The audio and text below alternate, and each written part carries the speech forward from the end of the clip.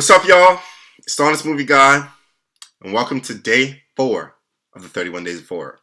Today, I want to review a movie that was recommended to me by Carson. It is called The Cabin in the Woods. It is made in 2011.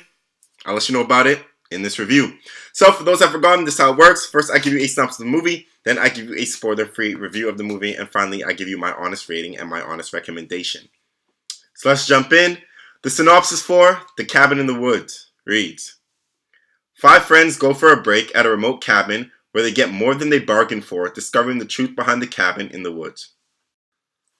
Alright, so my one precaution or warning for this movie is if you're expecting a typical horror movie with lots of jump scenes and scares and all that, this is not it. This movie is more on the horror comedy type side, and it succeeds in the message it was trying to portray. Now, it makes fun of the horror genre. I'm not going to lie. The entire movie is kind of a one big ha ha ha to the horror genre, like making fun of it. But it is clever. The plot is set up where, honestly, you're guessing what the hell is going on the entire time. I'm not going to lie. Like, I was partly like, during it. But at the same point in time, I was intrigued to see where it was going, because I'm not going to lie, I had no idea. I was like, what the hell is happening? So, it does great in that regard. Now, the script was clever. The dialogue was amazing. It was funny. Everything was crafted delicately to make sense, to help support the plot, to make it just like flow perfectly. That's what I really liked about it, is that it was well thought well thought out. In terms of the acting, Chris Hemsworth and Jesse Williams stars in it. They portrayed their characters well.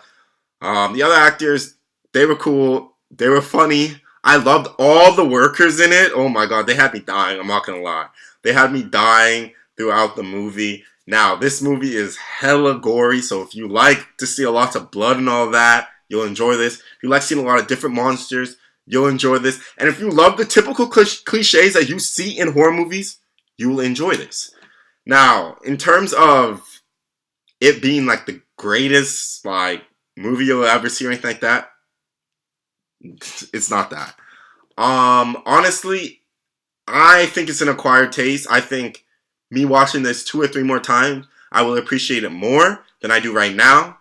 And I do find that a lot of people either love it or hate it. I am kind of in the middle, but you have to kind of just watch it to make up your own perspective, I guess, or your own opinion on it. Now, IMDb gave this movie a 7.0.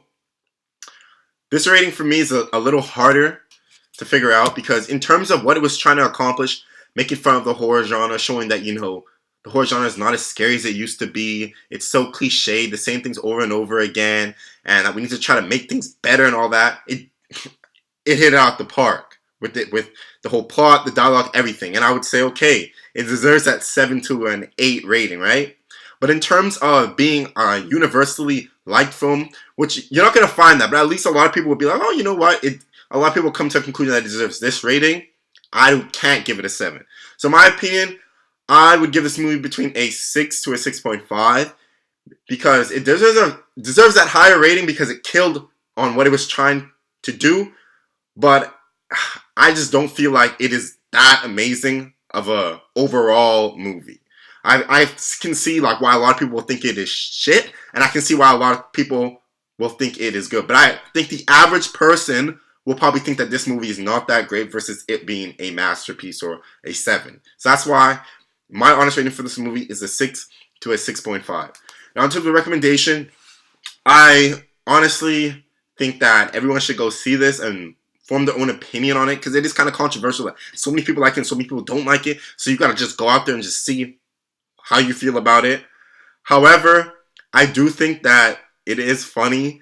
And if you're a huge horror fan, the fact that it makes fun of the horror genre and it does it so cleverly is very, very good. And I think you'll enjoy it. So if you're a huge horror fan, go watch it. If you're just an average movie watcher and an average horror fan, I do think that you should tread with caution and proceed with caution and decide if you think this is worth your time. It's honestly not that long, an hour and a half. So you can breeze by this, and if you don't like it, it's not too much time lost out of your day.